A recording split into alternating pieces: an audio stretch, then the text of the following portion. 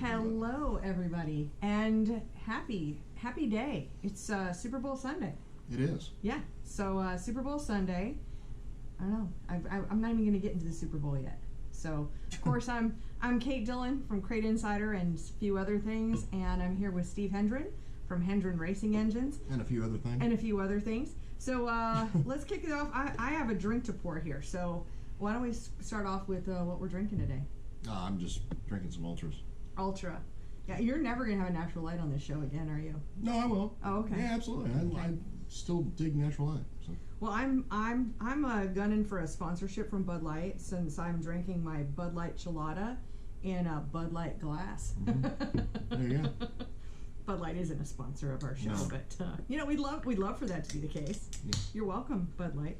So I am going to have a Chelada though. So it's one of the few things you don't want to shake it, but you do want to rotate it. If any of the Overtons are listening, I mean, we can do with a Bud sponsorship. Yeah, there we go. Oh, are they connected with the? Yeah. Oh, hey, it's so funny because I always talk about in racing that, how they say that there's like 6 degrees of separation between you and anybody in the world. In racing, it's like 2, Right. maybe 3 sometimes, True. but most of the time it's just 2, which is crazy. All right, so here we are. Okay, make sure my sound is off. I'm going to get fired up on here on the laptop so I can watch any of the questions coming through. So feel free to drop in a question. Oh, there we go. So let's see. We've got, Scott's here from California. Yeah. Yeah, Scott, I've been watching. Yeah, it looks like there's 1.4 million signatures to get rid of your governor. Yeah. Gosh, can you send 1.5 and they get to try. Yeah, that's awfully close. Awfully close. Yeah, I wish there was more of a movement like that here. No shit. Yeah, crazy. And Bruce is here. Thomas is here from Northern Michigan. And great. So tell us a little bit about how your week was, Steve. Busier than hell. We're still running 9 to 10 weeks behind, so it's there's only so many hours in a week.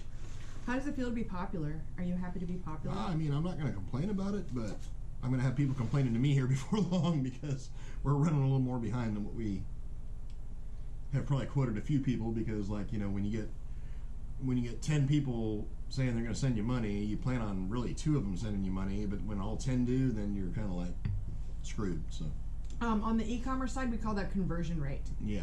So like a 1 to 2% conversion rate is pretty typical. Right. It's like 1 in 100 that people 1 to 2 people out of 100 that visit the website will actually buy something.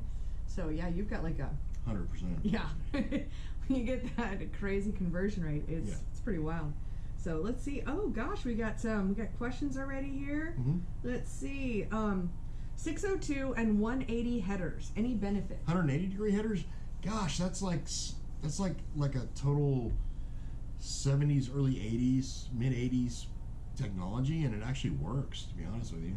So the idea of 180 degree headers was like low and mid range torque, and they actually do still apply to what we're doing today. So yeah, I think it's something that would be worth looking into if it's something that obviously you can fit in your car, because we're talking this is like a big spider web of headers. So, I have no idea what you're talking about. I mean, I know about headers. I know you don't. Yeah, but 180s. Yeah, I mean that would be something that I would still be interested in experimenting with. Yeah, interesting. Well, it's funny because it's so many times like the what's old is new again, or when we talked to my dad. Of course, we saw Dad yesterday, but we talked to him and about whatever current technology is going on, and it's so funny how many of those stories are, I was doing that back in the 80s. Well, I mean, you even take our NR version mufflers, and NR version's been something that was developed back in the mid to late 70s by, Jim Fueling. So it's not a new concept, and it's something that works. So yeah, back to the 180s, it'd be something worth trying. Interesting. Yeah, and it'd be something worth looking at again, honestly. Yeah. In several applications. Good deal. Let's see. So Scott says, you think Newsom's a bit worried about the recall? He's gotta be. I hope he is. Yeah. Just imagine if people could actually get together, how many more signatures they'd have. He's just a worthless pile of shit. So hopefully California can get rid of his ass. But then what comes next? Well, then it'll be a blue. Next is a blue Texas. I was watching something. Next is blue Texas. Well, that's because everybody's moving from California to Texas. Well, that plus... Because, why not... You ruined one place, let's go to another place and ruin it, too. Well, if you go ahead and... Well, maybe we can just concentrate all of it, because then all of the new immigration that's going to be happening at the Texas border, which tends to be more blue voting, is, from what I'm hearing. It's kind of what's happened in North Carolina. I mean, North Carolina was like, when I first moved here, it was a solid red state. Yeah. And, I mean, presidentially, for the most part, it kind of is, but, we got this idiot governor who's a raging liberal Democrat, and somehow this bastard gets elected again. So, but we do live where we live. The only way you get elected. I'm not even a Republican. I just want to throw that out there. I am. But you got a bunch of like halfbacks that come to North Carolina. Yeah. So you got the Yankees that go from New York to Florida, and then their halfback house is here, and then they come here and vote and totally fuck the whole deal up. Yeah, but we're a super red county. This county, solid red. Yeah, it wouldn't even matter. Like, you could be the most liberal Democrat, but if you put an R behind your name, you're kind of how that goes. Voted in. Crazy. Let's see. Thomas says, "Get the crate. Stop wasting the weight." And okay. Oh, and then Thomas is like, the time it takes to do gaskets plugs, it ain't worth the 3 horsepower. Yeah, I don't know what that talks about that. The crate would cut times in half or more in Room of Doom. I have no idea what any of that's all about. So Earl says, what is the best exhaust size to run with a 602? Usually like 1 5/8 to 1 3/4 stepped header with a 3-inch collector. There's some stuff out there with like 2 3/4 collectors that like BA makes and stuff that works out actually pretty well. Mm-hmm. Okay, cool. Cool deal. It was my birthday yesterday. It was. Yeah. Yes. Happy birthday. Thank you. Yeah. How old were you? I'm not going to say. This might be unsealed, 33 again? Yeah, I mean, I'm only 40-something. I will own 40-something first. as long as I can. I'm gonna hold on. I'm gonna hold on tight. I did know you when you were in your early 40s. You did, yeah. And by the way, you got something in your tooth. I don't even know. I'm like looking at the camera. It's kind of gone, but not really. Okay, I don't know. Now I'm all super self-conscious. It's not super obvious. Now I'm all super self-conscious. Okay. All right. And Sean's wishing me a happy birthday. And, back to tech questions here. David's like, mufflers or not for back pressure? You don't want back pressure in anything. Actually, back pressure is an old myth.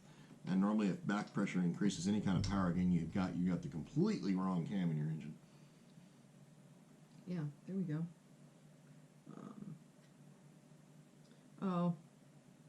Thomas says you have to take headers off to do plugs is what that last comment meant. Oh, you're talking about the 180s. Yeah, not worth the time. Yeah, I mean, I ran 180s back, so back in the 80s. Whole process. And no, I mean the ones we had stall 180s back then, and we honestly didn't have to pull the headers off to change the plugs on those.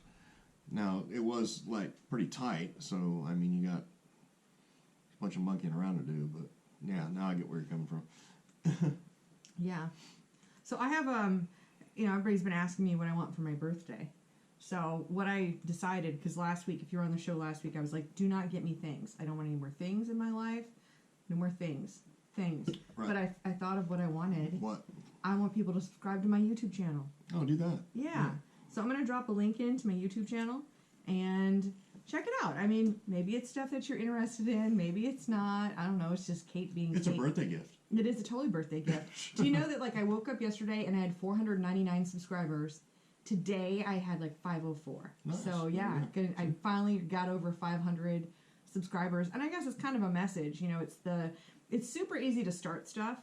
And it's super easy to, keep going with stuff when you've got a big enough audience. But somewhere in the middle there, like that, having 498 subscribers, it's a little bit disenchanting. It's oh my God, I've, shot 100 and something videos, and is anybody seeing it? You just wonder if it's really even worth it. Well, I mean, if you're like a YouTuber like me, a lot of times you just go on there and you watch the video and you don't subscribe. So Right, and but the YouTube algorithm will keep putting that person in front of you.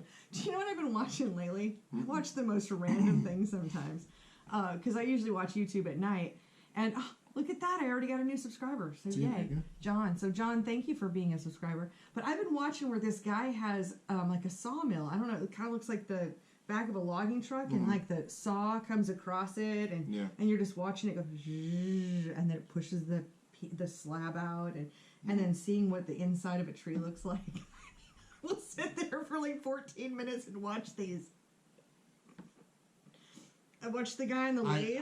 I'm one of those people that are bad to like go down rabbit holes on YouTube. So it's like the other night I'm like sitting there and I'm like, you know, watching some videos and just kind of like listening to music while I'm like playing a game on my phone, shit like that. And it was like, you know, all this Sebastian Bach stuff starts coming up.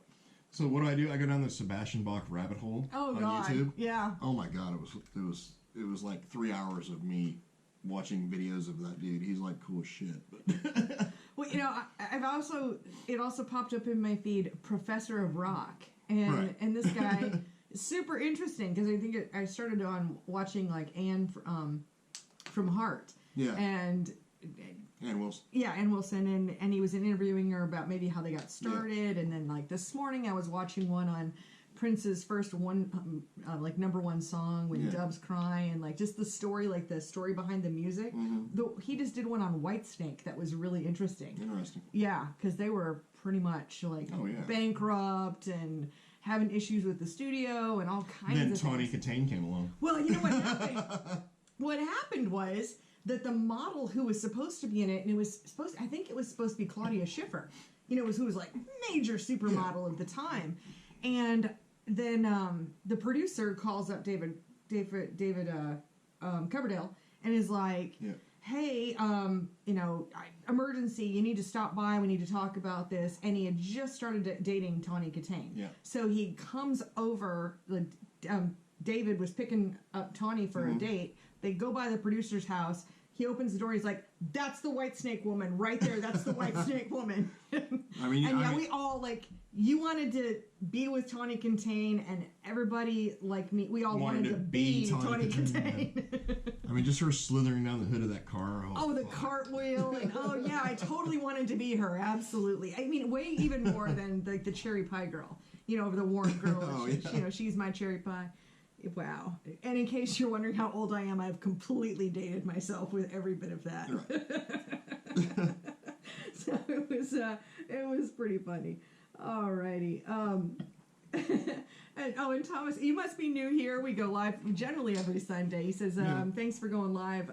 Way cool. Yeah, we'll answer pretty much anything. Yeah, I mean, doesn't even have to be race car related. Yeah, because we normally talk about just all the things like current events and just like what's going on and whatever. Has there been any like crazy racing news this week?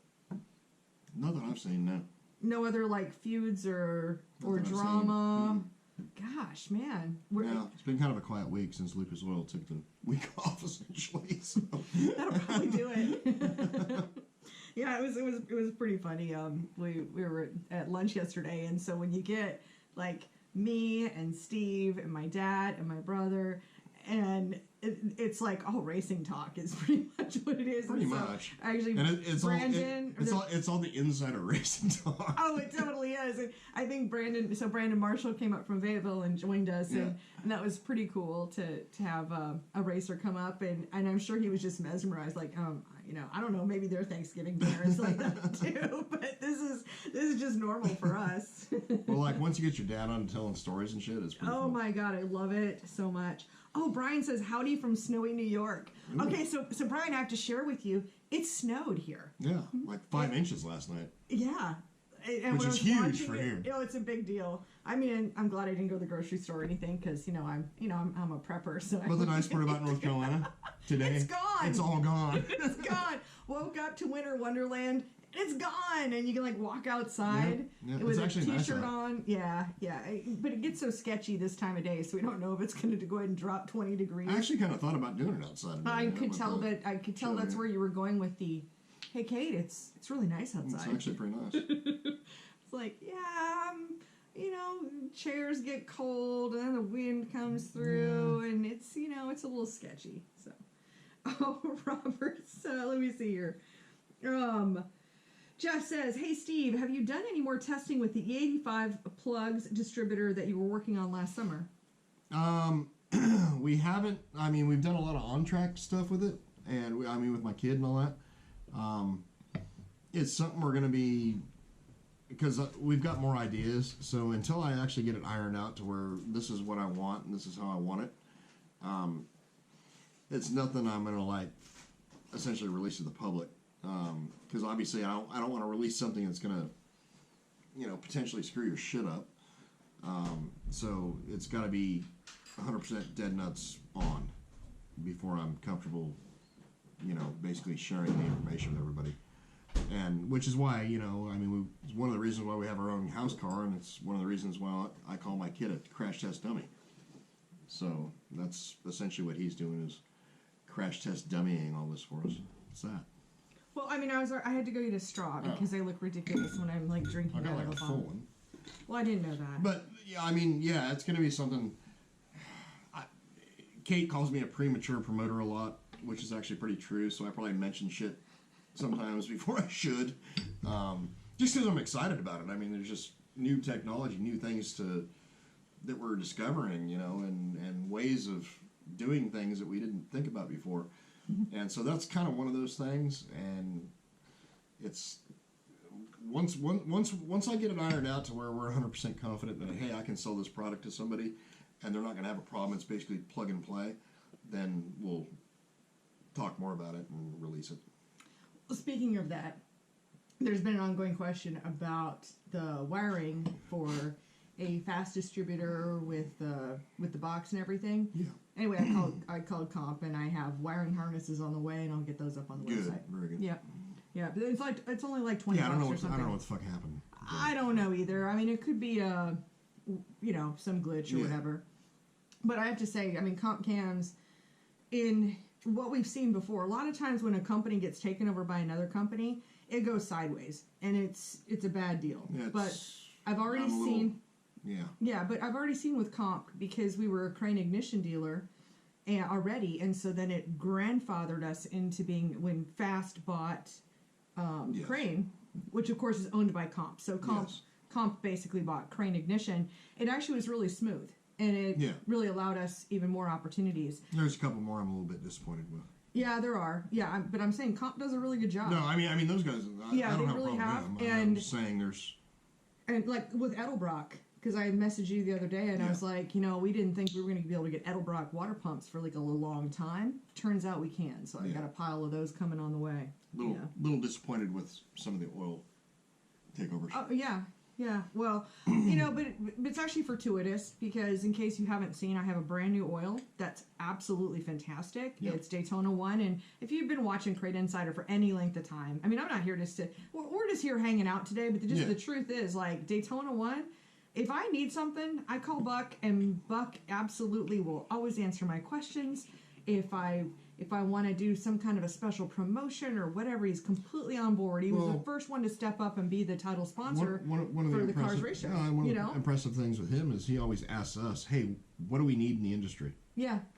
And then we come back. We'll give him, our ideas of what we might need, and he goes and makes it badass. So. And with this, this crate racing oil, we have asked for years for oil companies to develop an oil specifically for crates and put a label on it that's what it says. And you know what? We finally have that. Yeah. So he said we've been unhappy on some other aspects, but now I'm going to be very happy with that. And we've already tested it. Oh yeah. Dyno was. And it's the shit. So. Well, I need to update that oil testing data article that's on Crate Insider's website to show that the Daytona one's. Well, we probably need to do it just a whole new round. In your spare time? In our spare time, which we don't have right now, but just everything I've tested to date, it's the best stuff out there. Yeah, I think that would be a good idea. I'd be willing to do it, to help with the organizing and the and paying for some of it or whatever. No, I think there's still going to be a production slow down, or not. I mean, there's a production issue with Daytona 1, right? Well, they're not an oil company. Yeah, so, no, exactly. So these are going to be, it's going to be a little more exclusive. And if we reach the kind of the cap of what they're going to be able to do for production, we may have to make it a little bit more of an exclusive product. You may see a shortage. Yeah, it may be something like that. And I don't want to go that route. It may be just like, hey, we can only have, 100 racers on this oil. Otherwise, it stresses capacity. So, then we may have to go off book with it or something. It's hard to say. Yeah, so something like that I can see happening. Yeah. Okay. Oh, Robert's totally giving you hell right now, Steve. Oh, yeah. He says, wow, where's the Natty Light, Steve? Oh, well, last week... I had more than $11 in my pocket today, so I bought Bolters.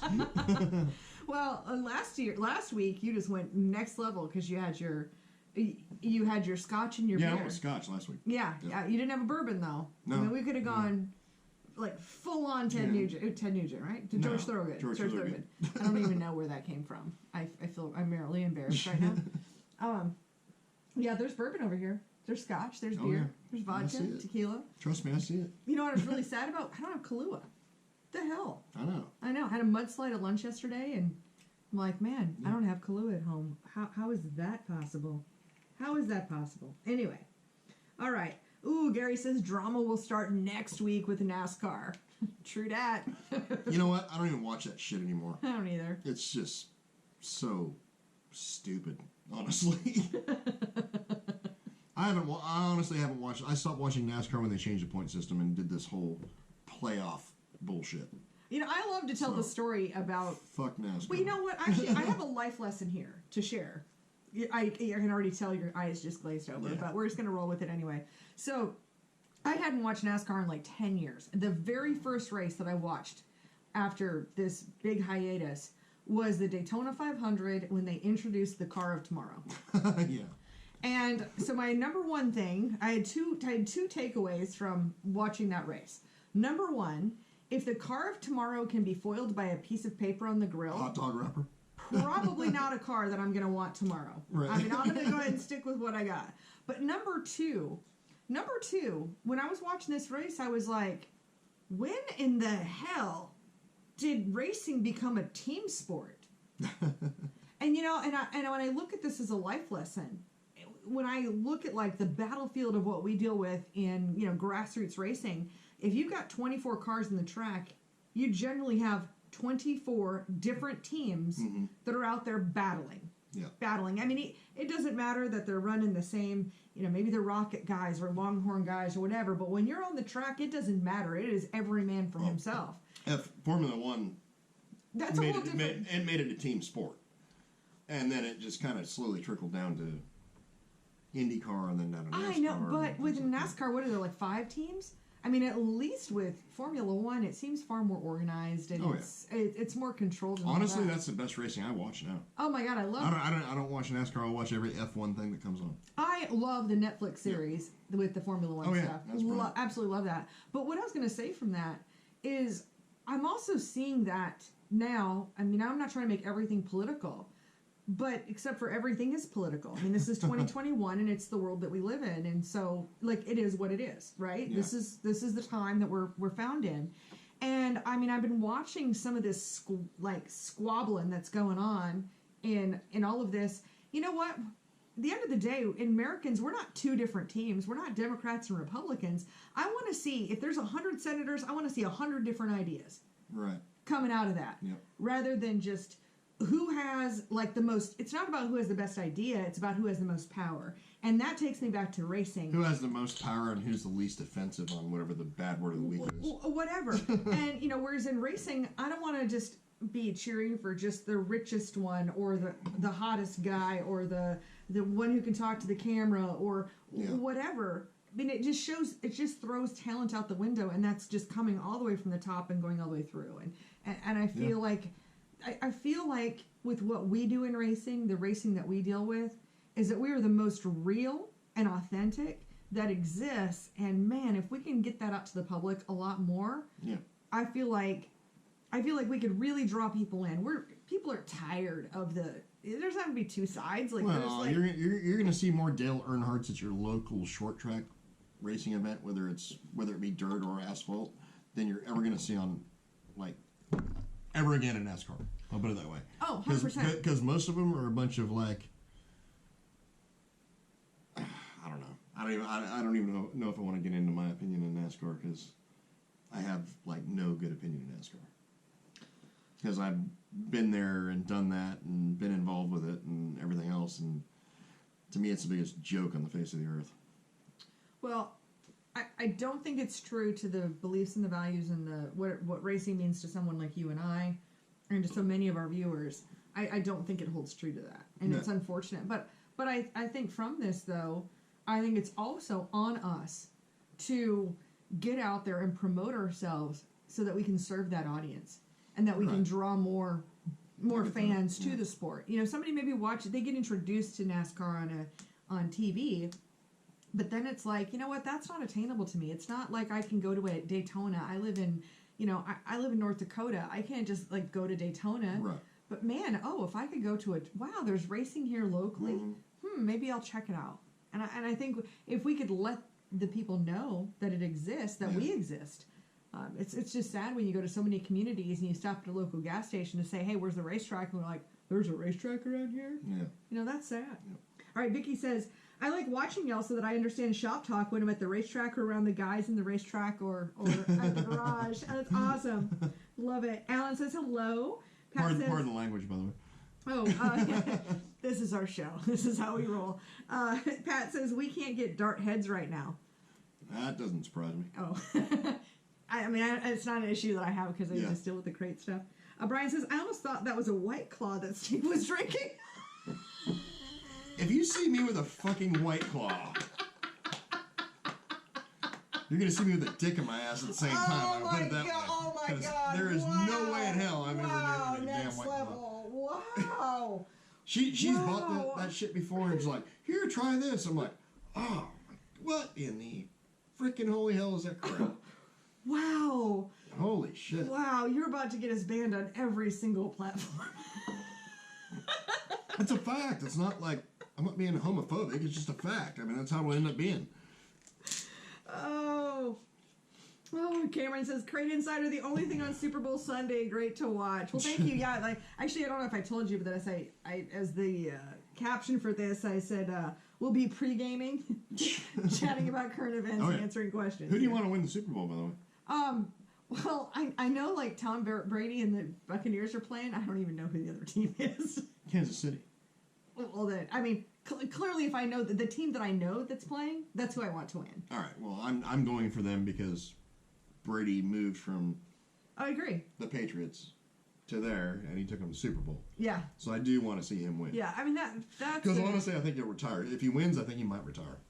You know, it was funny. If he doesn't, he's playing next year. There was actually a really good T-Mobile commercial that popped up on YouTube today, and it was so Tom Brady is calling Gronk, and Gronk's out on the golf course, and it was basically like, hey, should I retire? And Gronk's like, come to Florida and just like kind of hang out and do this thing. Well, it was showing that they had a really bad connection, and so what Brady heard was,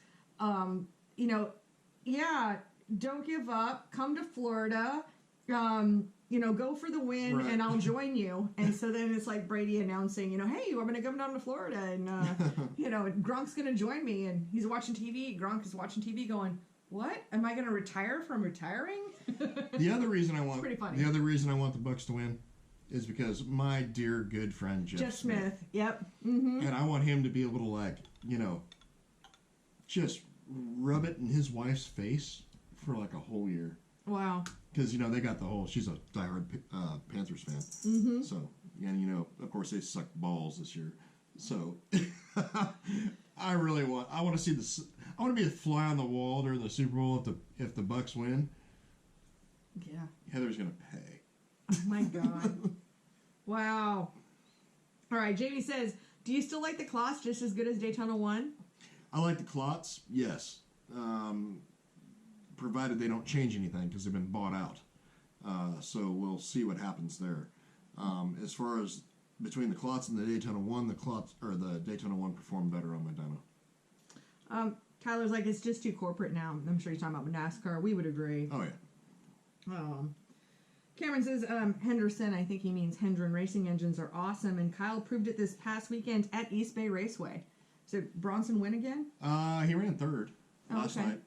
Gotcha. Oh, and Garrel has seen that commercial too. Oh, yeah. He says, yeah, that commercial is great. Yeah, it was a really good one. I don't catch a lot of commercials because, I usually do like my 5 seconds, like, skip ads in 5 seconds deal. I wonder if it would be a Super Bowl commercial. I don't know. It's like a pre-Super Bowl Super Bowl commercial. Yeah. So what are we doing for the Super Bowl? Watching it. Yeah, that's it. That's it. Yeah. I haven't had cable in several years, so this afternoon Steve's messaging me. He's like, if we're doing the show, we're watching the freaking Super Bowl. I'm gonna go buy an antenna unless you figured out how to watch the Super Bowl. He's like, so I just answered back. I was like, I figured it out. Because I did this morning. Yeah. It was on my list, so I checked it out.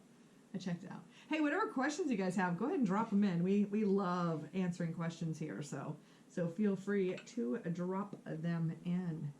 Yeah, anything else that's new? Not really, no. Oh, for me, I got the other, I don't know if I had it edited by last, I think I had. So Racelogic, I have the Crate late model class is now up. You got it. Okay. I'm just helping you out. I know, totally, because otherwise I could embarrass myself. I could have like a whole video. I don't know. I'm beyond embarrassment. What the hell? I can feel like it's a fuzzy something. It's a fuzzy. The hell? You got it? I got it this time. Good. Yeah, I don't know. Yeah, here I was gonna like go high def today and everything. And got a new camera, and I was gonna. I don't know. I learned how to turn it on today or last night. That's good. Yeah. There's that. Oh shit. Anyway, Crate late model class for Racelogic Chassis School is done and up, but I just, as of last night, I got the street stock class up, so it's done. Good. It's done. It's and then, posted. Aren't you turning around like going to Nebraska or some shit this weekend? I am. I'm going to Nebraska on Thursday and coming back on Sunday on Valentine's Day. And? Yeah. Mr. Romance over there. Yeah. Yeah. Anyway, yeah, so I am, though. I'm coming back on Valentine's Day. So I don't know what that's going to look like. From Nebraska. Flying out of Omaha. Going to Phillips. Lord. I know. Is Nebraska even a state? Is it like a real place? It is. Okay. It is. I've never been there, so I'm just curious. No. Yeah, it's Nebraska. The people in Nebraska are badass. Right. I'm going to tell you, Nebraska people, like, they're Cornhuskers fans, and they are. The resiliency of Nebraska people, they're hardcore. Like coming from like Minnesota and Iowa. Absolutely. I'm all about some Nebraska people. I got you. Yeah. I just didn't know if it was a real place. It was. It is. Lots of farmland. Yep. And you've got just small cities, so it'll be interesting. I've been to Omaha. I will tell you, the first time I remember going to Omaha was back in the early 90s, and when I was on the road. And that I get super excited. Well, I used to get super excited about Halloween, except now there's always a race on Halloween weekend, and it just ruins everything for me. But I would get excited about Halloween, and I remember, like, I had this costume, and because I was traveling the country, and I had this costume, and I was going to go out for Halloween, and we were in Omaha, and it snowed. Now, I had grown up in Iowa and Minnesota, and I assume it wasn't one of those costumes where you were going to be nice and warm. No. Well, it's not like I was being slutty. I think at that point I had, because I have some of those too, but but I think it was one of my really over the top costumes. I think that was a year, when I was younger. And were you gonna be SpongeBob? Dude, SpongeBob didn't exist in the early 90s, I don't think. But no, I think I was going to be a dinosaur, and I had this, like, giant, I was like a T-Rex, because that's around Jurassic Park time, right? So I had this giant, like, pinata head that I made, like paper mache head, and I had this whole lever system to, like, open the mouth and everything, and I had these little T-Rex arms, and you put way too much time in Halloween. Oh, you have no idea. Way elaborate, and that was, even though I grew up in Minnesota and Iowa, and I had seen some really, really cold Halloweens, I'd never had, like, ice and snow on Halloween, and I remember that happened for the first time I was in Omaha. Not that anybody cares about that, but it is what it is. Oh my gosh, I don't know if we're like out of commercials or what, but or out of comments or questions. Drop in some questions, you guys. Or not, and we can get off here early. Yeah. I don't know if that came out right. I'm good for that. Yeah. You know, I do feel like I accomplished something today, though. What? I sent an email to my audience. The ones that subscribe to my newsletter. Right. I have been a slacker. I haven't sent out an email since before the trade show. Because, well, you know, when you were doing all the things. Yeah, so, and you know, when you try to bring on something else and something else and something else, I mean, something's got to give. Yeah. And I almost have to say that what's interesting is one of the biggest challenges, it's not hard for me to start something, but to, like, let something go fallow and then restart it, that's actually harder. Because I feel kind of like an ass for having done it, and then I feel guilty, and then, well, what if I email them now, and then they don't know who I am, and it's like this whole spiral of all of this. Who the fuck keeps blowing my shit up? I don't know. I have no idea.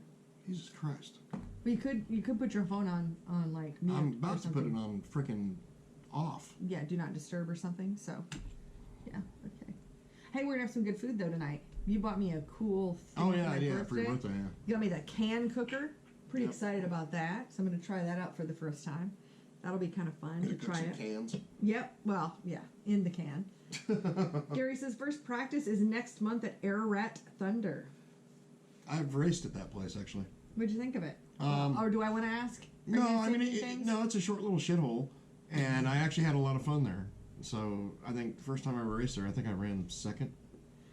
So short little shithole. Yeah, I mean, it's like it's kind of what it was at the time. I mean, I haven't been there since I don't know when I went there. Probably 2012. 13, 11, somewhere in that range. Well, you're at least bring us into the 2000s, because I've been talking about stuff from the 90s and the 80s. Yep.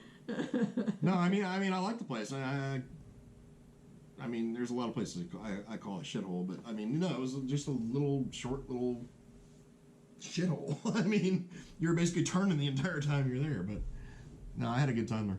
Oh, and Gary says there's a new guy running it now. Oh, is there? Oh, that's cool. I mean, honestly, you pretty much use shithole as a constant. I mean, it's very rare. There's only if I say shithole in a loving way, it's like, you know, a pretty good track.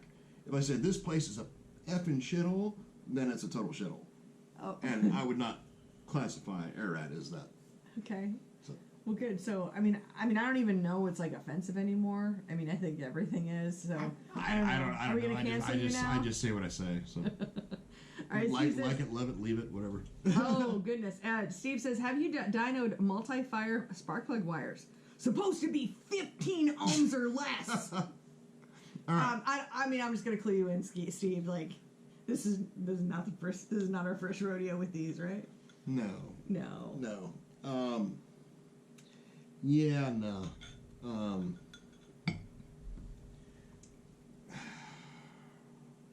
I like Firewire. How do I put this?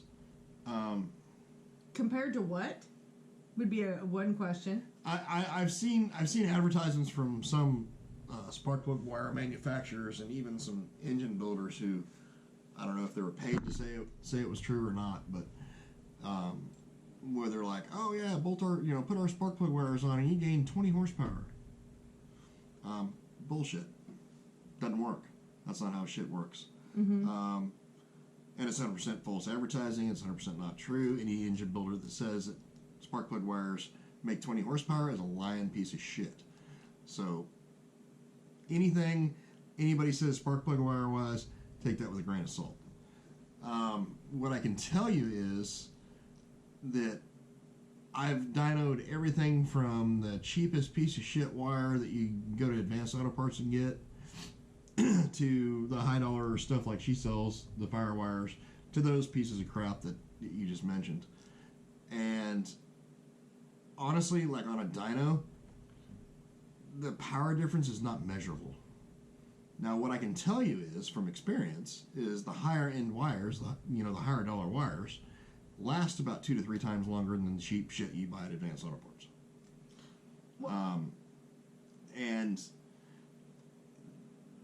that's essentially where I'm going with that. Well, there's another piece of that puzzle. There's another piece of that puzzle, and what we were most impressed with the Firewire, I mean, for one, it's got a clean spark, but like when you just tried to clamp onto the wires for your dyno readings, you couldn't get any readings. And one thing that they said was it would block out the electronic noise. The shielding that they've done. Right, so you really had to pull it back. So I mean, that told me, and it told you that the shielding, if it's not going to let anything out, it's certainly not letting anything in. No, but you're not talking like, I mean, you take the Firewire, you take the Moroso Ultra 40, you take any of those things like that, and I mean, there's no power difference. There's no power difference in that shit. You know, if anybody says anything contrary to that, they're lying out their ass. Well, this is a totally different deal. This is one supposed to be like 15 ohms, per foot or less, and I know that with over on my Firewire, we've tested ohms on all that shit, and it still doesn't make a difference. Yeah. It makes no difference. Yeah. What you're going to find is, like, the higher resistance you get, the less amount of time they last. Mm-hmm. Interesting. All right, Robert says, it looks like Steve is liking the Ultra. Better grab him another. Wow, do you want me to go ahead and make a sandwich for him in the kitchen while I'm there? Or make me a sandwich. Give me a beer. Right. You're okay on beer, right? Yeah. Right, okay. Yeah. I mean, you're perfectly capable of getting a beer and so am I, but it made for a fun joke. Yeah. All right. Gerald says, would you agree that Tim McCreadie, so T-Mac, that more and more drivers have less respect for other drivers due to the lack of consequences for driving through people? I agree 1,000%. And the best thing he ever said was what he said the other day when he said there needs to be more throat punches in the pit area. And I need to see that interview. It's a friggin' brilliant interview, actually, and he actually just said it like it was, which I 100% respect. And essentially what he said was when he was growing up, if you drove like that, you get your teeth knocked in at the end of the night. And that's true. That's how I grew up. That's how most,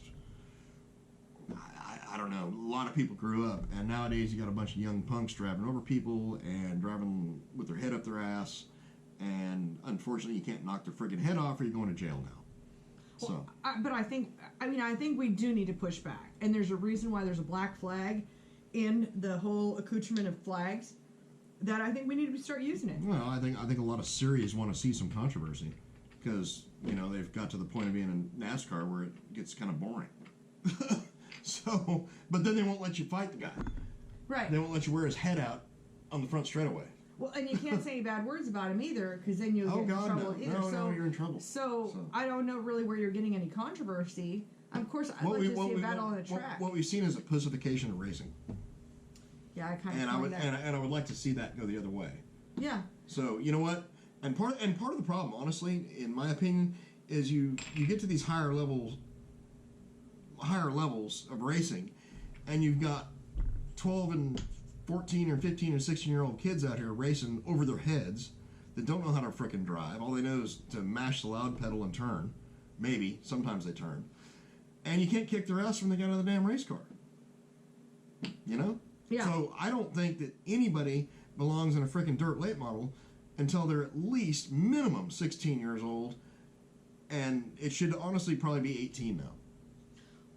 And I do think it's interesting that because then you can kick their ass when they get out of the damn car. Well, I mean, you look at go-karts, and there's age brackets for that. Or Formula One has a whole licensing system. I mean, you're not going to just climb into a NASCAR. Even if Daddy has money, I mean, they'll fast track you, but to getting one. But you can't just jump into a NASCAR car. You've got a whole licensing situation, and so I think we need to take a look at that. And I think some of this goes back to the street stocks and whatever, where these guys are just running over each other on purpose, and they're doing it on purpose. And a lot of the problem you have in dirt late model racing is, who needs to get their ass kicked is a frickin' dad.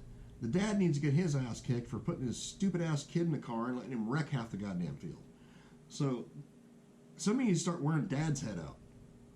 There you go. And I'm all for that. Because all these dads think that their kid is the next fucking Dale Earnhardt, or the next Jonathan Davenport, or the next fucking Tim McCreadie, and 9 times out of 10, they suck ass and they got a lot of money behind them. So I think that dad needs to start getting his head wore out in the goddamn pit area. Interesting. I don't know exactly the solution, but you know what the solution would be? Here you go. If you have somebody who clearly is out of their head, can't or I've driving seen a few over. races here. I know, but I won't name names, but I've seen them. no, but I'll tell you this. Airbnb. If somebody comes in and damages my property, I submit the receipts, and Airbnb is going to make sure, or my insurance is going to make sure, or whatever. Not that I'm thinking that racing is like an insured sport, but if somebody is incompetent or purposeful in wrecking your stuff, then they should be paying for it. Yeah, but a lot of the you don't see anybody like pounding somebody's brains in after they get wrecked anymore. Is a lot of it has to do with like the younger kids racing these cars, and you pop some little kid upside the head and you go to jail. Well, but for I think beating shit out of a minor. Okay, now I think there's another piece of this too. This isn't about defending anybody or anything, but we have also seen a huge number of crybabies in this sport over the course of time. God, yes. So honestly, the crybabies, squeaky wheel gets the grease kind of thing. Well, no, but what I'm saying is after a while it's just cry wolf. And so even if a driver has a legitimate beef, like, hey, here's the deal. I was, basically staying in my lane and this person completely wrecked me. Yeah. Because of so many crybabies before, or if they were a crybaby before. I'm not saying anything about T-Mac. I really don't know. But if they were ever a crybaby before, then they've really kind of, they cried wolf way too many times. Right. Even if this happens to be a legitimate deal. So I think we need to really look at, That was a damn good question, by the way. That was a really good question. Really good. Great for us to discuss. As you can tell, I've got my opinion about it. It's so funny because there's so many of these that where we are variations on a theme. Like, I'm over here and like just kind of like, okay, and you were like, like you're ready to I grew up with it. I started racing when I was 16 years old. In the NASCAR Winston Racing Series, and you know what I did? I wasn't a freaking punk ass little dick that went out there and like wrecked everybody. My dad said, you're going to start at the back of every damn feature you're in your first year, and that's exactly what I did, and I learned how to race. Mm-hmm. And I also learned how to get lapped, and I learned how to have respect for other people and everything else. Yeah. And then the second year I raced when I was 17, you know what? Guess what? Oh, I won my first championship, and I actually knew how to race. And then when I was 18, when I can get my ass kicked, you know what I didn't do? Go out and wreck a bunch of people because I knew to get my fucking ass kicked. Yeah. So... Yeah, and everybody makes mistakes, and that's what's so which is challenging. Well, mistakes are mistakes, but I'm talking. We can all accept. I'm talking outright, freaking blatant. You wreck somebody, which I saw a few months ago, and the one I saw blatantly wreck somebody should have got his freaking ass kicked, but the guy would have gone to jail for the rest of his life. Yeah. So. Wow. Cameron says, all I gotta say, if you want the truth, do not watch Crate Insider. Let's see. Everyone wants the truth. Thank you for the truth. Please don't change. You all are the best. Well, I'm not going to lie. No, this is like real. How I feel is how I feel. And I think that's the thing. It's really the coolest. I was talking to somebody from Australia this week, and he was like, this is like so cool because talking to you on the phone is literally exactly like my personal episode of like Unsealed. Right. Well, because you're like exactly the same, and you're exactly the same when somebody calls you as well. I don't change anything. I will say fuck on the phone every now and again. So there's that. Well, I will say that on the phone as well. I just don't normally say it on. I was kind of trained myself with the YouTube and the Facebook thing just to just try to not do that. I like to be like Kate, woman of mystery. Oh, you know what we should do? You know what we should do sometime? What? We should like do this show and have everybody watching it. We can do the fuck challenge. So every time I say fuck, you have to take a shot. No. And we'll see how many drunk ass mofos we got on here. If you mean you as in like the audience? No, the audience. Sure. Yeah, the audience. Okay. Because I was thinking me, like we can do it would be the F word challenge. And every time I say the F word, or we might actually get you to say it. Okay. Because you have on the show before. I have my moments. But Yeah, we do like the F word challenge, and I see how many like effed up people we got at the end of the night, and then they can like post their video of them like taking their shot. Sounds like so slick. Then they all get a free. Then they all get a free T-shirt. Yeah, it sounds super responsible. Oh, that's like totally responsible. There we go. Okay. Robert says, I agree there's a black flag there for a reason, and it doesn't get used nearly enough. If it did, people might have a little more respect without getting their teeth knocked out. Oh, that's exactly I agree. Right. I think it's also affecting sponsorship because, I mean, I pulled sponsorship, and one of the reasons why was because I felt like the black flag wasn't used enough. I'll just be real. That's what it is. Doug says, Steve, are you talking about Jim Pettit? No. God, no. Oh, Cameron's saying, look, Crate Insider's live in Publix in Destin, Florida right now. All right. Nice. Yeah, Destin, Florida. I'll bet the weather's nicer there than it is here. It's probably a whole lot nicer. Yeah. Kind of liking it here. But I mean, I'm liking it here. I like it here. Well, it's nice outside right now. I mean, it is. Like I said, we could have done the show from the deck.